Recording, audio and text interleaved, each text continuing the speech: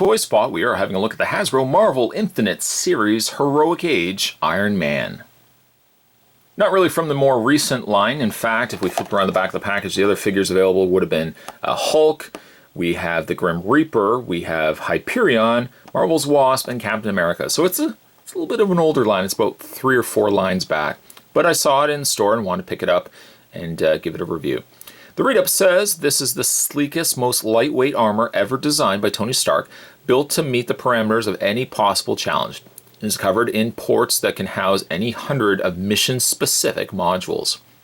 That is also carried over by Francais, as well as Spanish.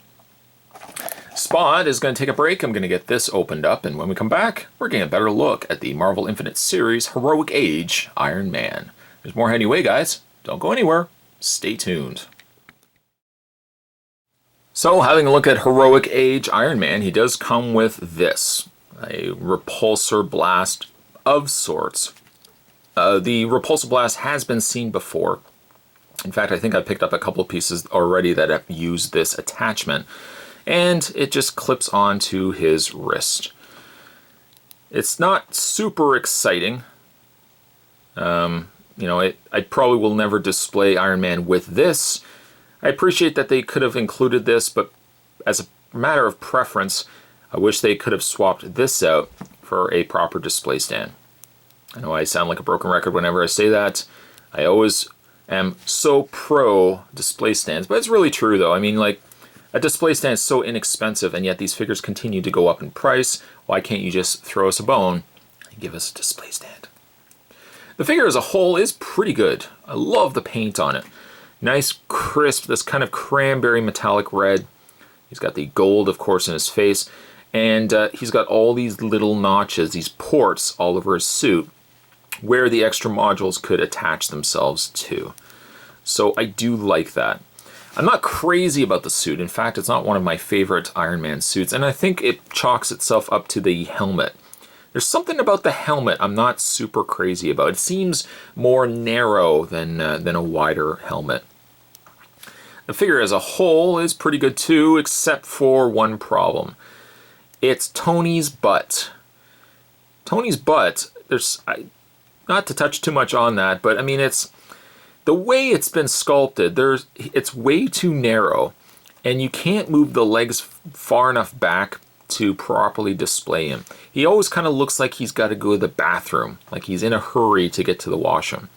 You can do some corrections on the upper torso, but it doesn't seem like it's really remedied because the legs are, again, oddly, well, they're socketed in the right place, but there's something about the fact that because you can't move the leg, see, you can't move the leg any further back than this without it looking off.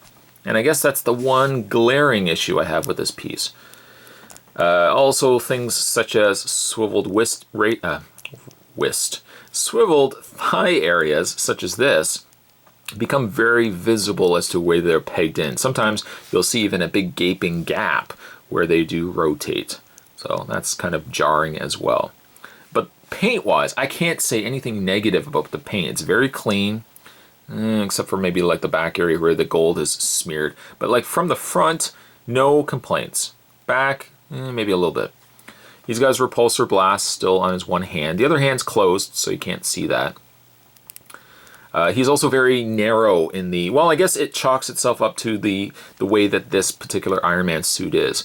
As described, it's one of the lightest, it's a smaller armor. So it's very more compact than a big, broad, chalky, stocky, chunky armor. In the way of his articulation, Heroic Age Iron Man does have a very nice ball hinge joint in the head. Allows the head to move quite a bit up too. So if you had a flight stand, oh boy, could they not have given us a flight stand? You could have had Tony flying around in a nice pose that way. He's got an upper torso ball joint, which is also a nice touch. Ball hinge joints in the arms, swiveled biceps, nice hinge in the elbow, swiveled and hinged hands.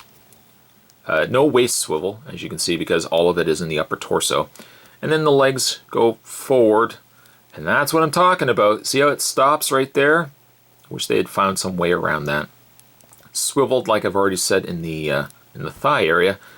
Double bend at the knee. And finally, a hinged foot. It's a great Iron Man for how well he's put together. Again, I wish the back was a little bit different. Not one of my favorite suits, don't get me wrong, but still, it's one of the nicer looking Marvel Universe / Marvel Infinite Series Iron Mans. Heroic Age Iron Man, I'm going to give him a 7. Today's toy spot, we were having a look at the Marvel Infinite Series. Try to give him a nice pose there. The Marvel Infinite Series Heroic Iron Man. Stay tuned, guys. Spot's going to have more toy spots heading your way. Thanks for watching, as you always do. I'll see you next time.